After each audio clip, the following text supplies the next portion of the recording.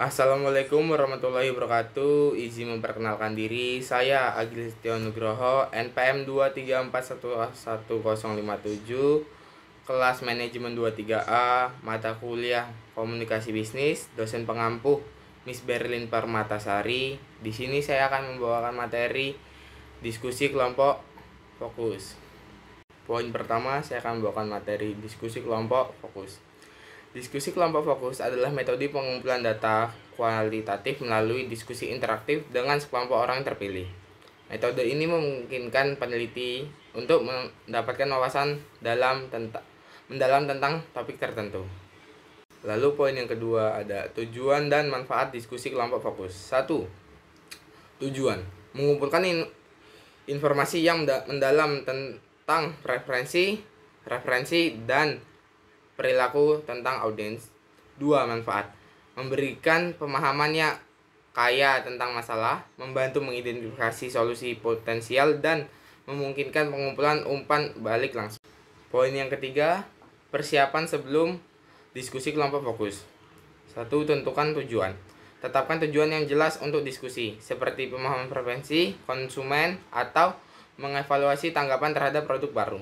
2. Perekrutan peserta, yaitu identifikasi dan rekrut peserta yang mewakili target audiens dengan memperhatikan faktor demografis dan prospektif. 3. Persiapkan panduan diskusi, yaitu buat daftar pertanyaan dan topik yang akan dibahas untuk mengarahkan diskusi. Poin keempat, peran moderator dalam diskusi kelompok fokus. 1. Memimpin diskusi, yaitu mengajukan pertanyaan, mengarahkan percakapan, dan memastikan semua peserta berpartisipasi. 2. Mengelola dinamika kelompok, yaitu menciptakan suasana yang nyaman dan mendorong peserta untuk terbuka dalam berbagi pemikiran dan pendapat. 3. Mempertahankan tujuan, yaitu menjaga diskusi tetap terfokus pada tujuan dan menghindari penyimpangan yang tidak relevan. Yang keempat, mencatat hasil, yaitu merekam dan mendokumentasikan diskusi untuk analisa lebih lanjut. Poin yang kelima, partisipasi peserta dalam diskusi kelompok fokus. 1. Keterlibatan. Peserta diharapkan terlibat aktif dalam diskusi berbagai pemikiran dan pengalaman mereka. 2. Keterbukaan. Saling menghargai. Peserta didorong untuk jujur dan terbuka dalam menyampaikan pendapat, bahkan jika berbeda dengan yang lainnya. Yang ketiga, saling menghargai. Peserta harus menghargai pendapat dan perspektif yang berbeda dalam diskusi. Yang keempat, mengumpan balik. Peserta diharapkan memberikan umpan balik langsung dan konstruksi selama diskusi. Poin yang keenam, teknik pengumpulan data dalam diskusi kelompok fokus ada 3. 1. Merekam audio atau video. Merekam diskusi untuk memastikan tidak ada yang informasi terlewat dalam diskusi. 2.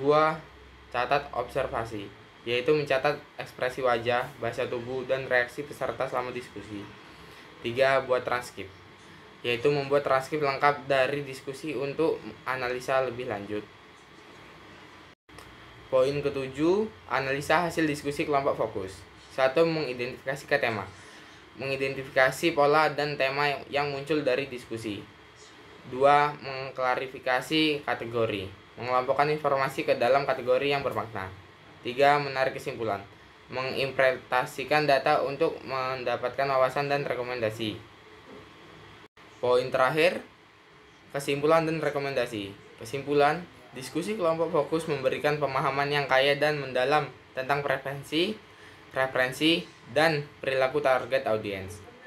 Rekomendasi, hasil diskusi dapat digunakan untuk mengembangkan strategi pemasaran, produk, atau layanan yang lebih efektif dan sesuai dengan kebutuhan pelanggan.